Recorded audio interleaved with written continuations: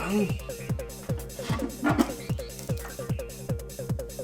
や、おはようございます。ガレージライフのお時間です。前回おろしたスーパーセブンのケントエンジン、これを分解していきます。このエンジンは 1600cc OHV NA エンジンです。型式は 16GT っていう型式です。ヘッドカバーにはスーパーセブンスプリントって入ってます。27年前の車なんで、結構オイル漏れとかクーラント漏れとかオイル漏れとかあちこちから漏れてます。このエンジンを直すのに部品注文かけようとしたんですけど、同じ 16GT っていうエンジンでも年式とかエンジンのスペックとかによって使われてる部品が違うみたいなんですよね。サーモスタットとかガスケットとか何種類か設定があるみたいで、車体番号から部品を引っ張ってこようとしたんですけど、ちょっと見つけきれなくて、今回はこのエンジンを分解して使われてる部品のチェック、ガスケットとかを現物確認して部品注文かけれるように作業をやっていきたいと思います。で、合わせて今回はミッションも下ろして部品のチェック。時間があるようならガソリンタンクも外したいなと思ってます。ただちょっとどこまで作業ができるかわからないんで、やれるだけやってみて、できるだけこの車をバラバラにしていきたいと思います。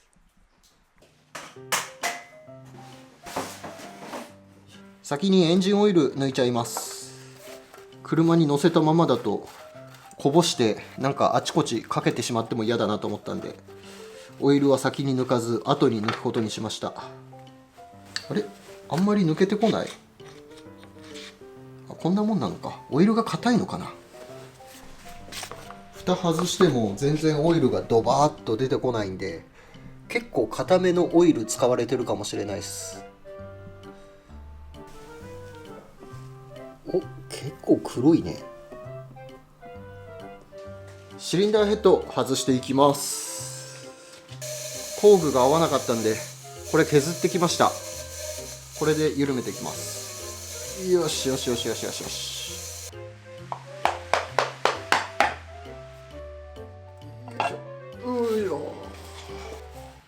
結構綺麗です。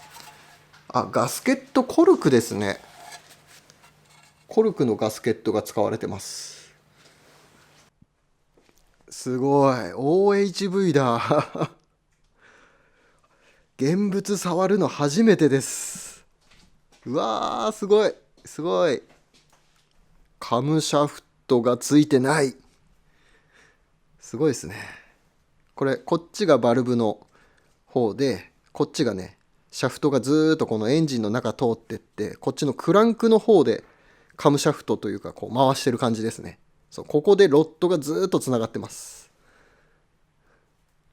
ステムシールがダメなのかな。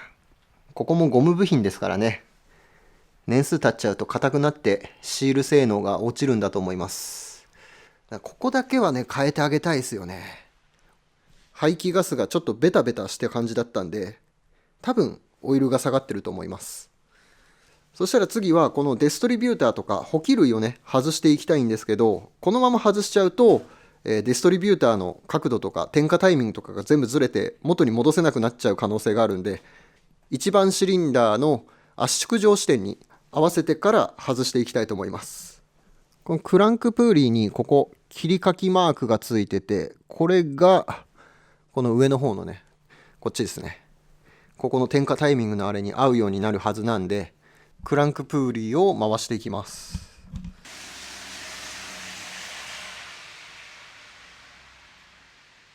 補給類外していきます。まずはデストリビューターから。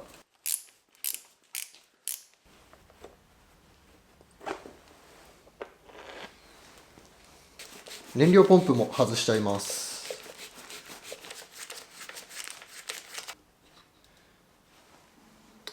おー、そういう感じなんだ。この中にカム山みたいなのが入ってます。それでここがここがこんな感じにレバー、カム山で押されて、ポンプが加圧して燃料を送るんですね。あ、そういう仕組みなんだ。初めて見る機械式のこの燃料ポンプ。ちょっと見えにくいですけど、こんな感じでカムシャフトかな。燃料ポンプのさっきのレバーが押されて、で、カチャカチャ動くような感じみたいです。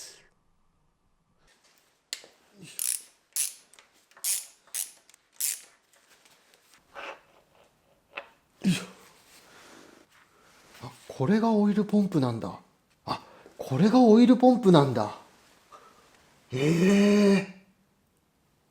ここにこういうふうにオイルフィルターがついてて、ただ単にこれ、オイルフィルターつけるためのアダプターだと思ってたんですけど、これオイルポンプになってるみたいです。こっからオイル吸って、で、ポンプで加圧して、こっち出てきてフィルター通って、この穴からエンジンの方に戻ってるみたいです。で、これがオイルポンプ動かすためのギアです。ただのアダプターじゃなかったんだ。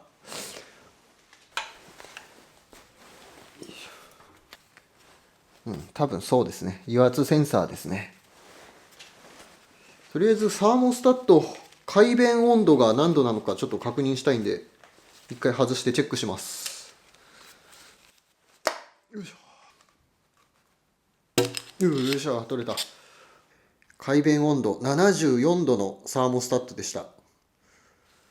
エンジンの中はあんまり錆びてないです。ここのサーモスタットがついてるところはちょっと錆び出てますけど、奥の方を覗いても全然錆び出てないんで、めちゃくちゃ状態いいですね。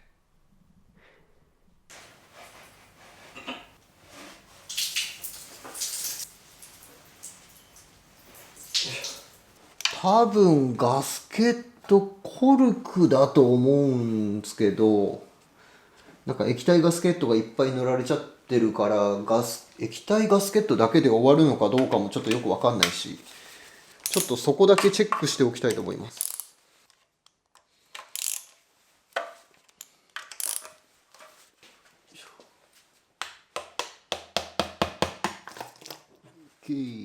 そんなにへばりついてない。剥がすの楽でよかった。あーパーン。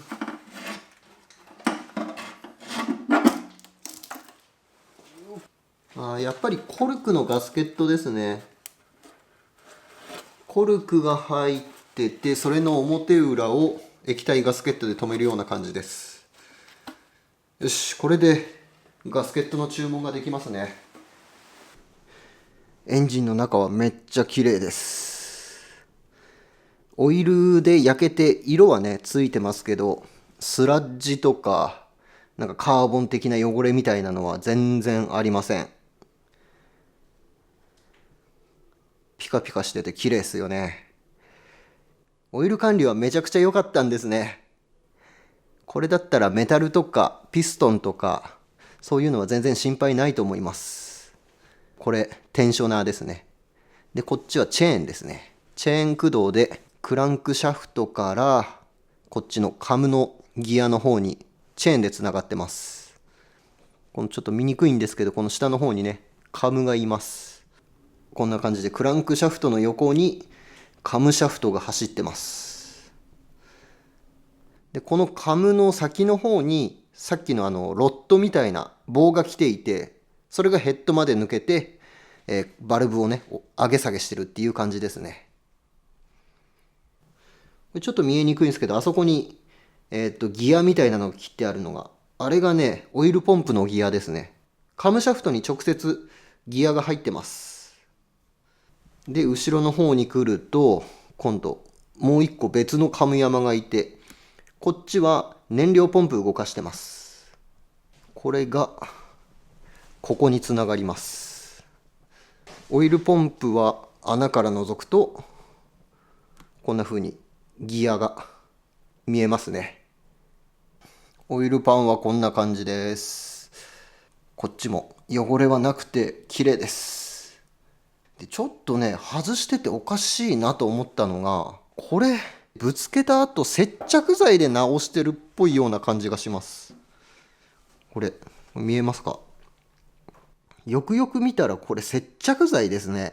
接着剤を塗ったくって、で黒の塗装をしたっていうような、そんな感じですね。ただオイル漏れはしてなさそうなんで、このまま使ってしまおうか、もしくはこれを切開して直すか、純正のオイルパン中古で手に入るかどうか、ちょっとこの辺調べてみたいと思います。そしたらあとはここのねクランクプーリーを外してあげれば、こっちのクランクのカバーが外れるはずなんですけど、残念ながら今手持ちの工具で外すことができる道具がありません。こっち10番の六角レンチなんですけど、これだと入らない。こっち8番だとスカスカ。クランクプーリーのボルトが外せないんで、工具が届くまでお預けっていう感じになりそうです。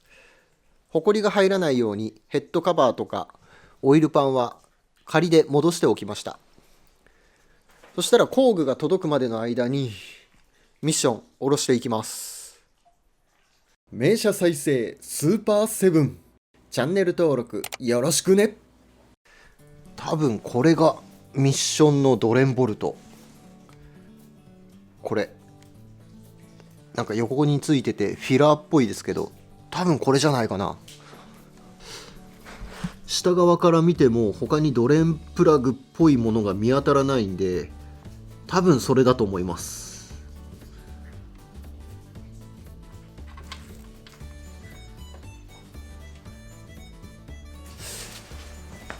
違うな、これフィラーだな。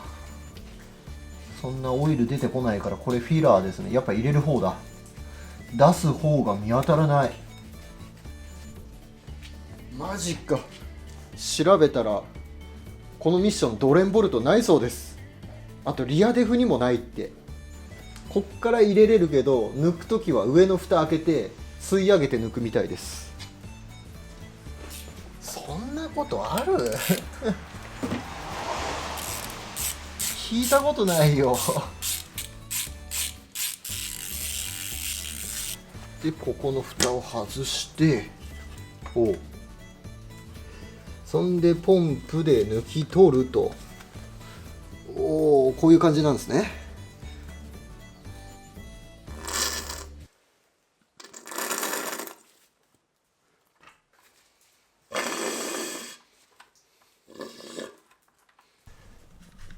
ミッションの中はこんな感じでございます。ちょっと見にくいんでミッションを下ろしてから後でもうちょっと詳しく撮影します。シフトノブ外して、よいしょ、シートカバー外して、よいしょ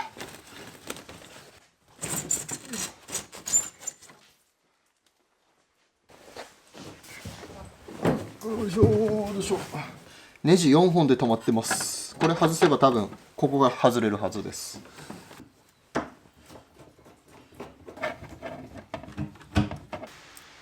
ネジ外して、これがおっしゃ取れた。おお、すげえアルミ板だね。すごいです。これアルミ1枚ものの板金です。これで蓋されてました。これ外すと中はこんな感じになってます。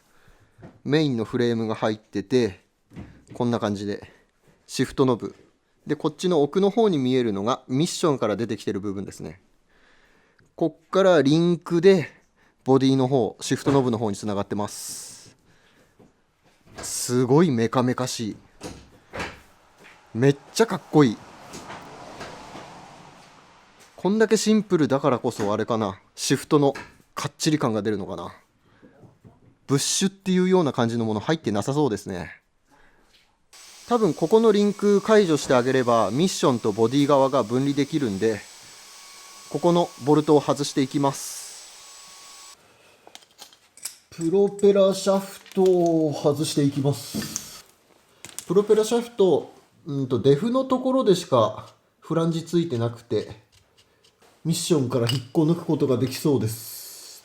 フランジ外してしまってバランス崩れたりとかしたら困るんで、マーキングしてでも多分洗ったらマーキング落っこっちゃうんで、ポンチで印入れときます。今2箇所フランジに入れといたんで、これではめるときこのポンチのへこみに合わせてあげれば位置がずれなくなります。であとはボルトナットを4本緩めてあげればフランジを外せると。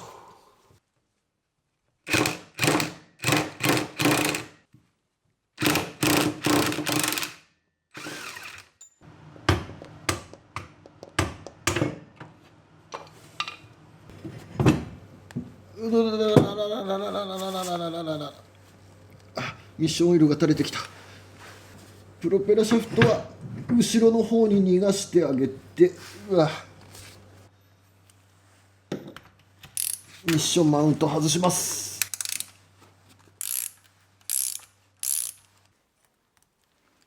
メーターケーブルを外します。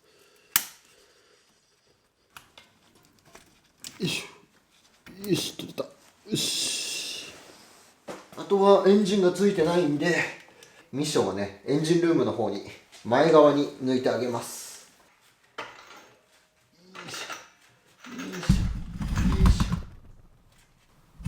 あ、カメラに当たっちゃった。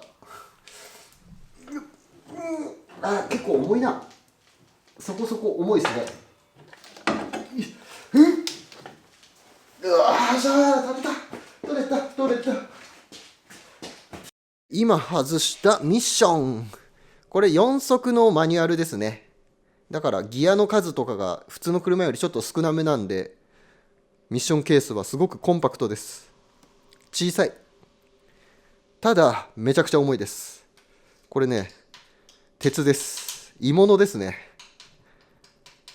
だからめっちゃ重いですこれ一応ケース、ハウジングとギアの部分が一つの形で、後ろ側にエクステンションみたいな感じで二分割構造のミッションですね。これがミッションの中身、ギアです。ちゃんとシンクロ入ってます。走行距離はそんなにいってないんで、多分この中は特に何もしなくても大丈夫だと。ギアの動きはこんな感じです。いきます。1足、2足、3足、4足、そしてバックギア。この辺の仕組みはやっぱり日本車外車関係なく似たような感じの仕組みですね。ただドレンボルトがないっていうのがちょっとびっくりだったな。燃料タンクも外しちゃいます。あれ、サイズ違う。7ミリ、すごく微妙なサイズ。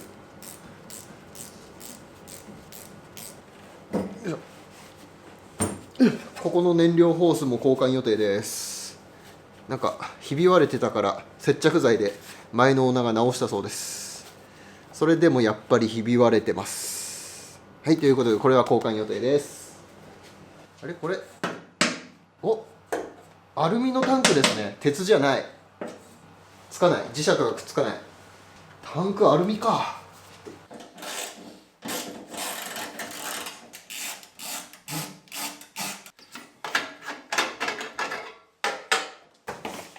携行管に移しちゃいます。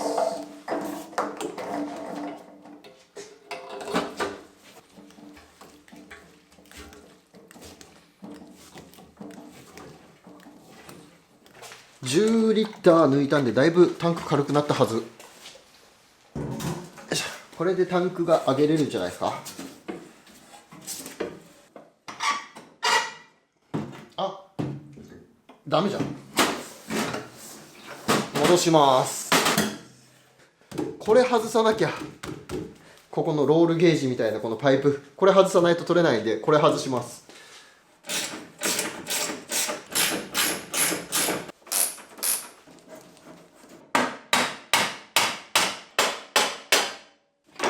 よいしょ。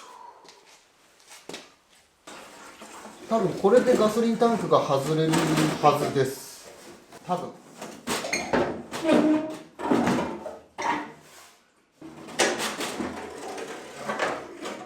いしょ、取れました。ガソリンタンクです。アルミ製ですね。ガソリンタンクの中はめっちゃ綺麗です。さすがアルミ。錆なんていうものは一切ないです。これ今左側に見えてるのはタンクの仕切り板ですね。これ、こことここで仕切りが入ってます。こっち側からね、こうライト入れても、こうタンクの中ではね、全然見えない感じです。あと、タンク自体がめちゃくちゃ軽い。ガソリンまだ入ってるのにすごくタンクが軽かったです。インチサイズのスパナー。着々とインチサイズの工具が届き始めました。ただ、ここのクランクプーリー外すための六角のやつ、これ届かなくてですね、届くのにあと1週間ぐらいかかるみたいで、それまで外せないのもちょっとあれなんで、これ今手元にあるミリサイズのやつなんですけど、これ削って、でここに合うように作って外していきたいと思います。ちょっともったいないけど、利根の六角、これ削ります。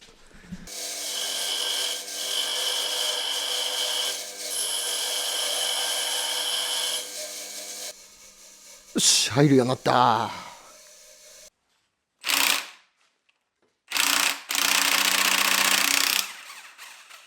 よっしゃ、緩んだ。おう、取れた。ウォーターポンプも外しちゃいます。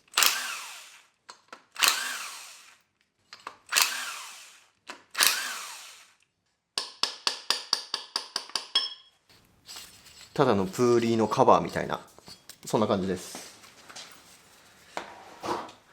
で、このままここ外しちゃいます。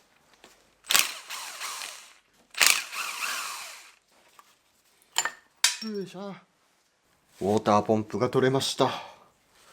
ここのウォーターポンプ、なんか半分みたいにここ切り欠き入ってて、ネジがね、こんな感じになります。穴というよりかはここ半分。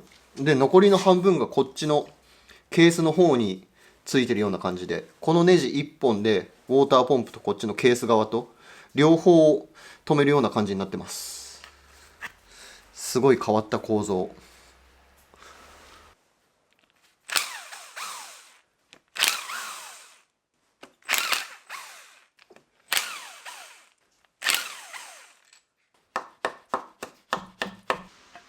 じゃん。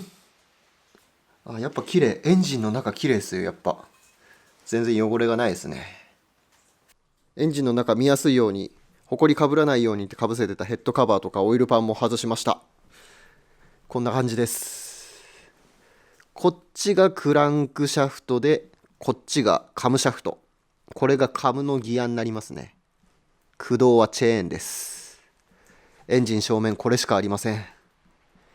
ここにオイルポンプついてましたね。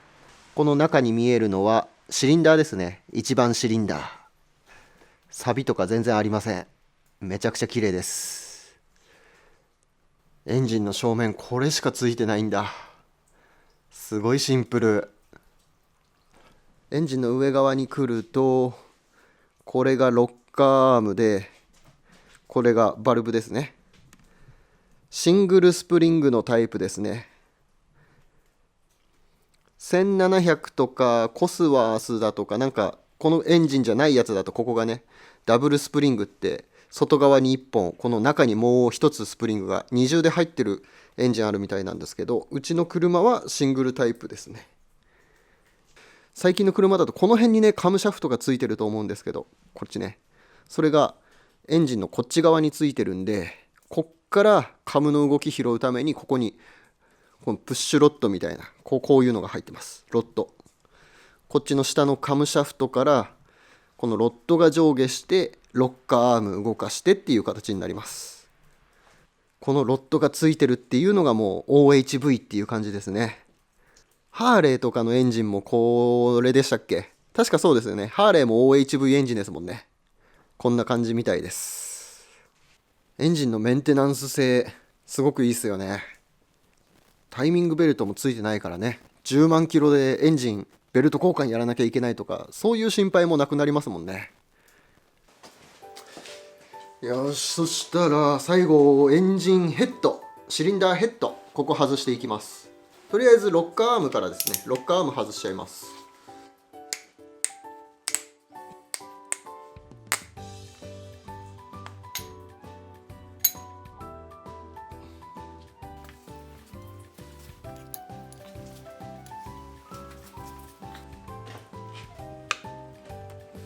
買ってよ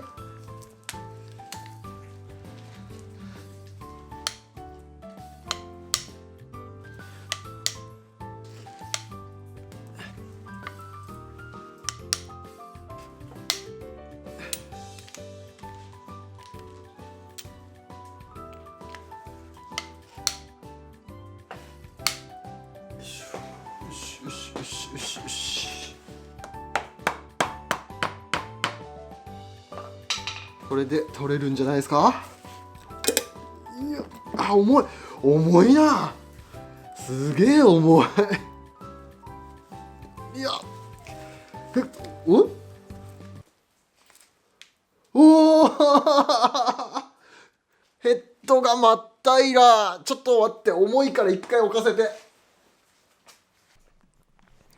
鋳物だから重い。びっくりするぐらいこのヘッド重いです。っていうかね、真っ平ら、そう真っ平らなんですよ。シリンダーヘッドってこうへこんでるじゃないですか、燃焼室、こう逃げみたいなのが。それがないです。真っ平らなシリンダーヘッド。そう、ここ燃焼室ない状態なんで、代わりにピストンがこんな風にへこんでます。ピストンが燃焼室っていう感じです。こっちもカーボンたっぷりです。シリンダーはクロスハッチしっかり残ってます。全然減ってないですね。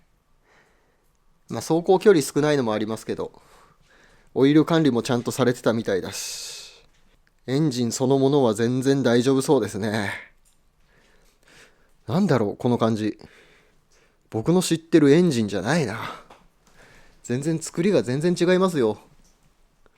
シリンダーヘッドがフラットっていう時点でもうすごいですもんね。ここエンジン、ヘッド外したんですけど、ここがねプッシュロッド通ってる場所です。ここをプッシュロッドが貫通してカムシャフトまでシリンダーブロックの中突き抜けてるような感じです。でこのプッシュロッドも長さが微妙に違ったりするんで、場所間違えないようにね、こんな感じでとりあえず並べてあります。いやでもこれバラして正解だったな。こんな風にエンジンになってるなんて全然思わなかった。K6A とかバラした時みたいにちゃんとこっちのヘッドの方に燃焼室があるんだと思ってたんで、全然想像してたのと違いました。ということで今回の動画いかがだったでしょうか。エンジンをバラして、ボディからはミッションを下ろして、床に転がってるミッション、ガソリンタンクも下ろしましたからね。多分これかなり超レアな映像だと思います。なかなかスーパーセブンのこんな姿は見られないと思います。エンジンはとりあえずガスケットとかが届くまで、部品が届くまで、ホコリかぶったら嫌だから後で戻しておきます。よいしょ。あ、後ろにミッションなくなったから入りやすくなった。あとは部品の注文ネットでやっておきます。ケーターハムの正規代理店がネットで部品販売してて、そうオンラインで部品注文できるんで、大半の部品はねネットで手に入るみたいです。で海外の車なんで、特にイギリスの車とかはね、古い車でも部品未だに生産してるっていうか手に入るんで、部品の入手に関しては多分そんな心配ないと思います。ただ海外から取り寄せになったりとか、ところどころこう販売してなかったりとか、そういう部品はeBay とかそういうところでも注文しなきゃいけないみたいなんで、部品自体は手に入るんだけど、入手する方法がちょっとめんどくさいかなっていう感じですね。ちょっと前までケーターハムの正規代理店、店舗がね仙台にあったんですけど、それ閉店になっちゃって、一番近いのがね群馬だったかな、埼玉、茨城、なんかその辺がね一応うちから一番近い代理店なんで、そこまではちょっと通えないかなっていう感じなんで、基本的に部品の入手はオンライン、ネットで全て済ませようと思ってます。国産車みたいにね、生産終了、部品廃盤になりましたっていうのはなさそうだし、ある程度は汎用品というか、いろんな車の寄せ集めで作られた車みたいな感じなんで、多分部品はどうにかなるんじゃないかなって思ってます。はい、僕はこれから部品の注文をやっていきます。ちょっとめんどくさいんですけどね、1個ずつリスト作って買っていかなきゃいけないから。最後までご視聴ありがとうございました。また次回もご覧ください。バイ。